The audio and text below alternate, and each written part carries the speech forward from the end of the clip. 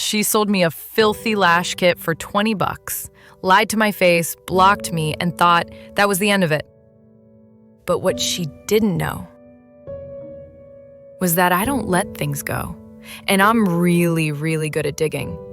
What started as a cheap scam turned into the worst mistake of her life. If you've ever been taken advantage of and wished you could hit back where it hurts, this story is for you. Hit like, subscribe for more savage Reddit revenge tales, and get ready. Because when someone scams the wrong girl, karma comes knocking fast. I was freshly 18, still figuring life out, still trusting people more than I should. I was looking for a lash kit online, something affordable so I could practice and maybe start a side hustle. You know, typical broke young adult goals. And that's when I saw it. A post on Facebook Marketplace, a beauty professional page with a lash kit for sale. Now, the page looked kind of dead, barely any posts, few followers, but it had one thing that made me feel safe: her real name. And it was a very unique name, the kind you don't forget. That gave me a weird sense of trust.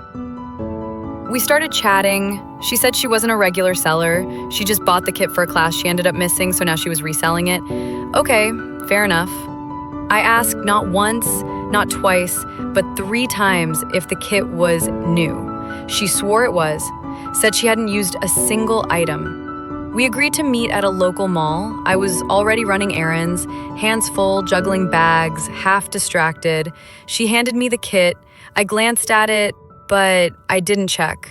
I trusted her. Big mistake. I got home, opened it up, and my stomach dropped. Some tools were dirty, others completely missing. I wasn't even mad about the money, not really.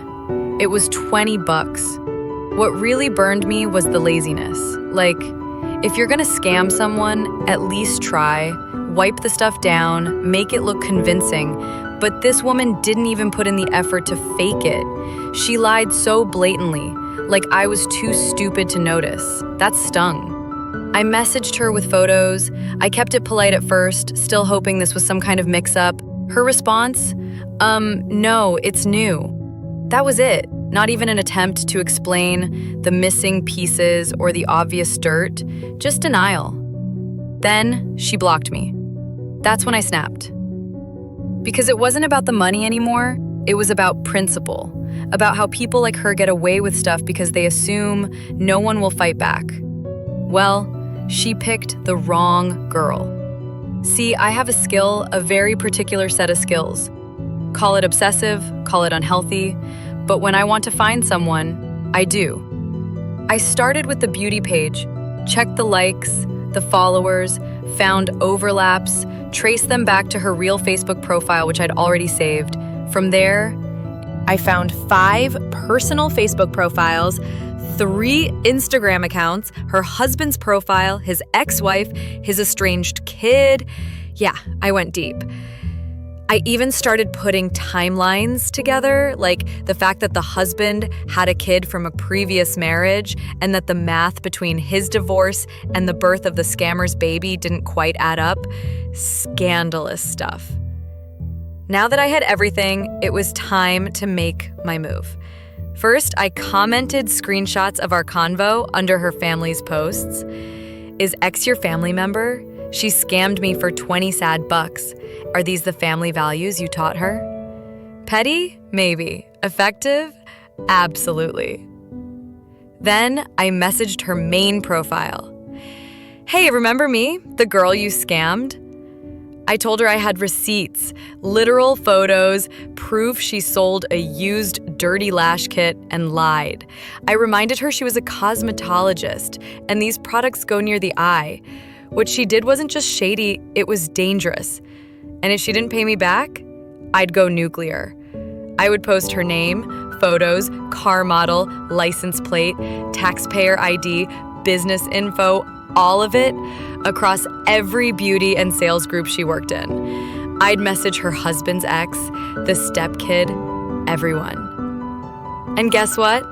She called me immediately. Her voice was shaking, still trying to play it cool, still denying it, but I could hear the panic. Then came the classic line, "Let's meet and fix this." Oh, now you want to fix it? The next day, we met again. She was late, of course, and this time she brought backup. A scowling teen girl, her niece maybe, and a huge, muscular guy, probably meant to intimidate me. Didn't work. Because the guy, he was chill, friendly even. I think even he knew she was in the wrong. She handed me the money, $20 in cash. I deleted the comments, blocked all 5 of her profiles, and walked away. She thought I'd be just another easy target, that I'd take the hit and move on. Instead, I made her feel the pressure of every lie, every scam. I exposed her where it hurt most, her image, her family, her business. And all for $20. Not because I needed it, but because she needed to learn. Sometimes it's not about the money.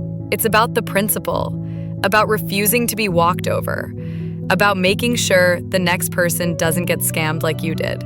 And if a $20 revenge spree teaches someone a $2,000 lesson, that's what I call justice. If this story gave you life, hit that like button and drop a comment. What would you have done in my place?